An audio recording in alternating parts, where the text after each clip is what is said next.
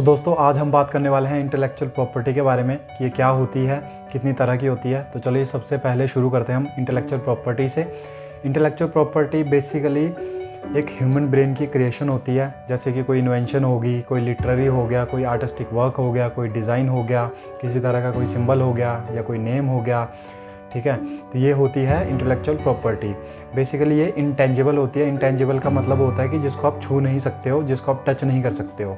और जो हमारी प्रॉपर्टी होती है, जैसे घर हो गया, हमारा बंगलो हो गया, हमारा कोई खेती है, ज़मीन है, जो खेत है हमारे, तो वो चीज़ें हमारी होती हैं टेंजिबल एसेट, जिनको आप छू सकते हो, जिनको आप महसूस कर सकते हो। सो अभी हम बात करेंगे कि कितनी तरह की होती है इंटेलेक्चुअल प्रॉपर्टी। बेसिकली ये 4 तरह की होती हैं। एक होता है आपका trademark, patent, copyright, trade secret. तो पैटेंट में क्या होता है? पैटेंट में होता है कि जैसे कोई भी नॉन ऑब्वियस थिंग्स है, ठीक है, या कोई यूज़फुल चीज़ है या कोई नया प्रोसेस है, उसको आप पैटेंट कर सकते हो।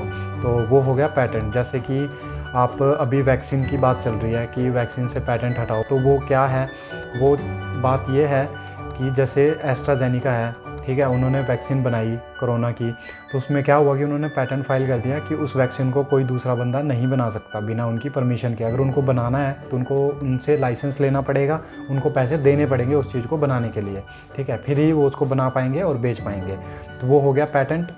अभी हम बात करेंगे ट्रेडमार्क की। ट्रेडमार्क क्या होता है कि जैसे बिज़नेस है कोई भी, उसका एक लोगो होता है। जैसे एप्पल हो गया, उसका अपना एक लोगो है, आधा खाया हुआ सेब आपने देखा होगा। और उसके बाद सैमसंग हो गया, रेडमी हो गया, सबके अपने अपने जो हैं ट्रेडमार्क्स हैं जो कि यूज़ किए जाते हैं। और जो ट्रेडमार्क होता है उसका जो लाइफ टाइम होता है, जो लाइफ पीरियड होता है, उसका टाइम पीरियड होता है, सॉरी, वो हमेशा के लिए होता है कि वो कभी भी एक्सपायर नहीं हो सकता। अगर वो एप्पल का लोगो आधा खाया सेब है तो वो जब तक एप्पल कंपनी एग्जिस्ट करती है वो हमेशा के लिए उनका रहेगा, हमेशा के लिए, ठीक है।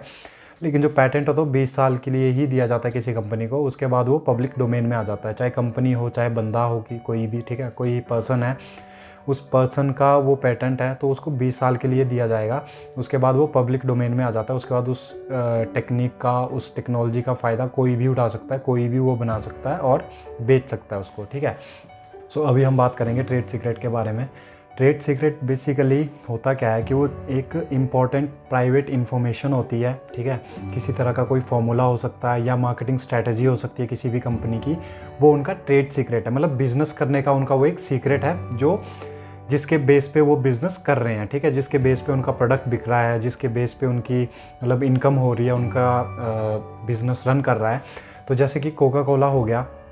कोका कोला का क्या है कि उनका अपना एक ट्रेड सीक्रेट है, उनका एक की इंग्रेडिएंट है जो कि वो लोग यूज़ करते हैं कोक में, ठीक है, जिसको हम कंज्यूम करते हैं। तो वो एक टेस्ट को जो है बाकियों से डिफरेंट करता है। जैसे लिम्का हो गया, फैंटा हो गया, ठीक है, या पेप्सी होगी, उससे कोका कोला का टेस्ट थोड़ा डिफरेंट हो जाता है। वो इसीलिए होता है क्योंकि जो उनका अपना की इंग्रेडिएंट है वो उन्होंने सीक्रेट रखा हुआ है, वो किसी को पब्लिक में नहीं बताते, उन्होंने पब्लिक डोमेन में वो चीज़ नहीं लेके आए वो कभी भी, ठीक है।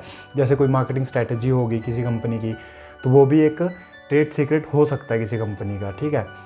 और जैसे पिज़्ज़ा हो गया, पिज़्ज़ा खाते हो डोमिनोज से या KFC से आप चिकन खाते हो, तो उन सबको अपना एक वो टेस्ट बना के रखते हैं, अपने जो इंग्रेडिएंट्स होते हैं, ठीक है, जो उनका कॉम्बिनेशन होता है, जो उन्होंने बनाया होता है किसी तरह से, वो उन्होंने फार्मूला मतलब ईजाद किया हुआ है उन्होंने, तो वो उस चीज़ को पब्लिक में नहीं बताते हैं। तो वो हो गया उनका ट्रेड सीक्रेट। उसके बाद हम बात करेंगे कॉपीराइट्स की। कॉपीराइट में क्या रहता है कि जैसे कोई आर्टिस्ट है, ठीक है, उसने कोई भी चीज़ बनाई है या कोई सॉन्ग के लिरिक्स लिखे हुए हैं, ठीक है, या किसी ने कोई स्क्रिप्ट लिखी है किसी मूवी की, या किसी ने कोई म्यूज़िक बनाया है, तो उसके ऊपर वो कॉपीराइट फाइल कर सकता है। और कॉपीराइट का एक टाइम पीरियड रहता है कि वो जिस बंदे ने वो कॉपीराइट किया है या जिस आर्टिस्ट का वो काम है, उस आर्टिस्ट की डेथ के बाद के 50 साल तक वो चीज़ पब्लिक डोमेन में नहीं आती है, उसका पैसा उस बंदे को मिलता रहता है। लेकिन जैसे ही उस बंदे की डेथ को 50 साल हो जाते हैं तो वो पब्लिक डोमेन में आ जाती है, उसके ऊपर आप कॉपीराइट फाइल नहीं कर सकते हो।